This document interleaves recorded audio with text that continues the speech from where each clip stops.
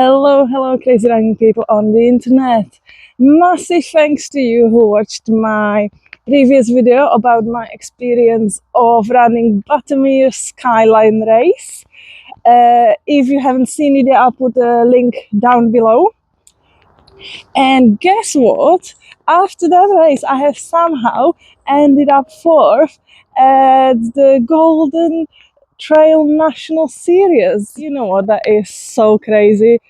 I did so much better than I thought I could, and frankly, at the beginning of this year when I set my target was to run this series here in the UK and to end up being as close to the podium as possible. I felt a bit foolish. I felt that was a bit far-fetched dream or target, really. And look at me now.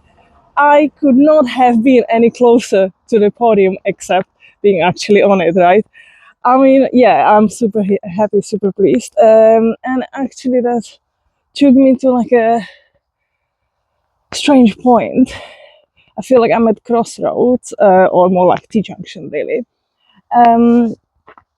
where one way leads to taking this as a win, as a massive achievement that it was, and just be happy I've done it and stick to, my usual stuff, like occasionally ending up on a podium of local races, winning my local park run and stuff like that. And don't get me wrong, these are amazing things. There was time in my life when I would absolutely die to win my local park run. So yeah, we all are at different stages of our running journey. So that is one path I could possibly take. Well, then there is the other way, the difficult and scary way, I suppose. I've been running for 7 years. I had 2 kids in the meantime.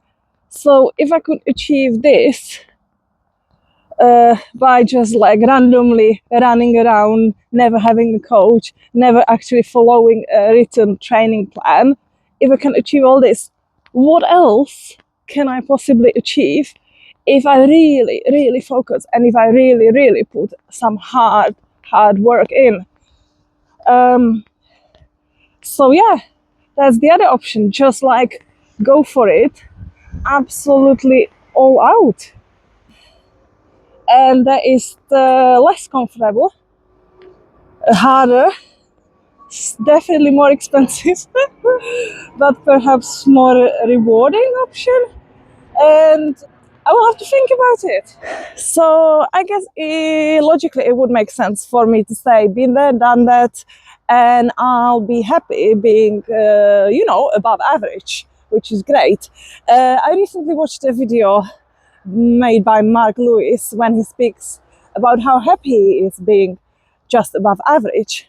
He says that if you want to improve from that point, the amount of resources such as time, effort, training, perhaps even money you need to invest is so much greater compared to the level of improvement you receive that it's perhaps not even worth it, certainly not for him. And I'm thinking, well, is it worth it for me? And I'm not sure, but what I feel like I want is, I really want to experience what it is to being way more than above average, to be perhaps elite, to be a top a few percent and just really excel at something in my life. And it is very tempting. At the same time, I feel like I should not want that. I should just settle for what I have and be happy with that. And when I've been thinking, why do I feel that way? The answer is actually very, very simple. It is because I'm a woman. Well, this is not great, is it? Oopsie. uh, you know, men and women are just wired differently. You know, traditionally, men would be those who go out, conquer the world, do all these amazing things, and women would be there supporting them, right? And you know, you can be thinking, oh, that's like Middle Ages, but it's not. It's just it's reality of the modern world. It is happening, and yes, there are probably a lot of men and women who do not conform to these stereotypes, but at the same time, there are plenty who do because it is normal, right? And I'm not saying whether it's right or whether it's wrong. I'm just saying that traditionally, this is how we are wired, whether we like it or not. I do have history of wanting to step outside of this stereotype. And you know, even when I was a girl, I shaved my hair because I wanted to be like a boy, just because I felt they get to do more exciting stuff, while I was just meant to, you know, sit still and behave. So yeah, probably it's somewhere inside me, but I feel guilty about wanting to be different. And I feel very selfish about wanting to go out and do something amazing and achieve things. I feel like that is not for me to do. So I just need to sort of mentally sort it out in my head and just say, this is what I'm doing. And perhaps call me selfish, but I'm going to do it anyway. You know, as women, there is so much demanded of us. We are expected to give up our bodies to bring children to this world. Then we're expected to take care of these children while having a job and making money, while looking after the house, you know, cooking, cleaning, and all that. And at the same time, you know, we're expected to be like a bit educated, you know, sophisticated, have a cool hobby or two, stay in shape. And it's a lot. And we get judged if in any of these categories, if we do too little or if we do too much. And obviously what I would like to do is do too much in the stay in shape category. And I'm not afraid of being judged. I don't care, but I'm just frustrated. You know, what the world expects of us. And it's just so much harder for us than it is for men, let's be honest. At the same time, you know, my husband he's very, very supportive of everything I do, but I'm wondering, is there a limit of his support that I will reach if I try to become, I don't know, an elite athlete? You know, all the training and the traveling that'll involve. Will his support reach that far? Yeah, but you know what? I've got to do it. Call it, I don't know, midlife crisis or something. There's nothing wrong with midlife crisis, by the way. I think it's midlife crisis is just way of us realizing that shit, we better do everything we wanted to do before it's too late. So I love a good midlife crisis.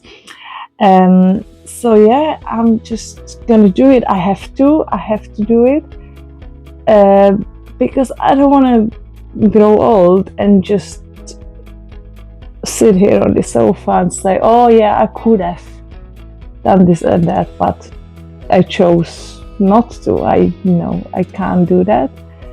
And I actually never ever in my life regretted anything I have done.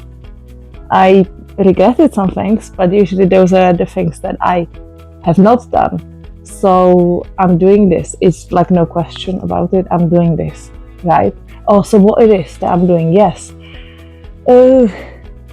Okay, let's talk about goals.